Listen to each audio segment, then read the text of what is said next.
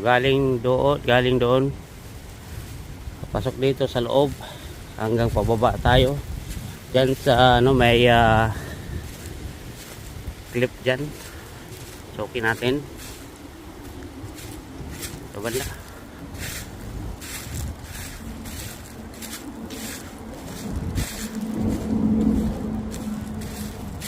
Okay. Dito may clip pababa. See? So during sa winter madelikado to dito kasi di mo mapansin na cliff pala siya. So doon sa unahan yun,